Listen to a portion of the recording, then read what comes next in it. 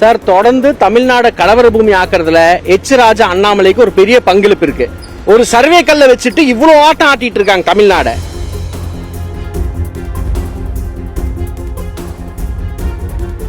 இது தெரிஞ்சே இந்த சங்கி கும்பல் இது முழுமலை முருகன் தொடர்ந்து பேசுறாங்க.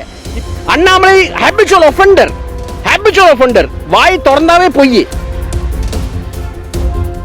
சார் தொடர்ந்து தமிழ்நாடு கலவர பூமி ஆக்குறதுல எச் ராஜா அண்ணாமலைக்கு ஒரு பெரிய பங்களிப்பு இருக்கு. நம்ம தொடர்ந்து கேஸ் போட்டுட்டு இருக்கோம். போலீஸ் ஒரு கேஸையும் எடுக்கல. போலீஸ் கேஸ் எடுக்காதனால கோர்ட்டுக்கு போனோம். 2 கேஸ் இப்போ கோர்ட்ல இருக்கு. சுப்ரீம் கோர்ட்ல ஒரு நிலையில் இருக்கு, ஒன்னு லோக்கல் கோர்ட்ல இருக்கு. 21/3/2025 அண்ணாமலை எச் ராஜா 2 பேர் மேல எஃப்ஐஆர் போட்டாச்சு. எஃப்ஐஆர் போட்ட பிற்பாடு சமன் பண்ணுங்க கேட்டுட்டே இருக்கோம். ஆனா சமன் பண்ணவில்லை. இப்போ எவ்வளவு பெரிய விஸ்வரூபம் அந்த கேஸ் எடுத்திருக்கு பாருங்க. ஒரு சர்வே கல்ல வச்சுட்டு இவ்வளவு ஆட்டம் ஆட்டிட்டு இருக்காங்க தமிழ்நாடு. கேஸ் சிம்பிளானது. இவங்க தொடர்ந்து போய் பேசுறது, தூண்டி விடுற வேலை பண்ணிட்டு இருக்காங்க. இப்ப இந்த கேஸ்ல என்ன போய் பேசுறாங்கன்னா, லண்டன் பிரிவி கோர்ட் 1931ல முழு மலை முருகன் சொல்லிட்டாங்கன்ட்டு ஒரு பெரிய பொய் அண்ணாமலை எச் ராஜா பேசியிருக்காங்க. அப்ப அந்த மலை தர்கா என்க்ரோச்மெண்ட் ஆயிடுது.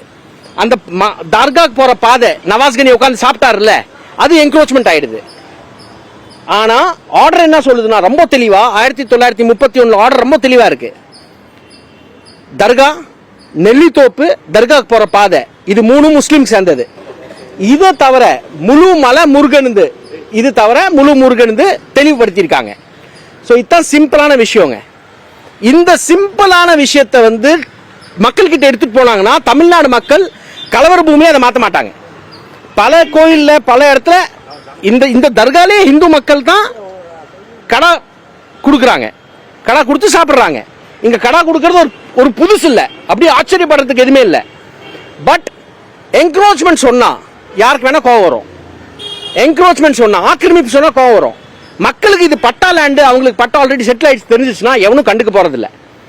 இது தெரிஞ்சே இந்த சங்கி கும்பல் இது முழுமலை முருகன் தொடர்ந்து பேசுறாங்க.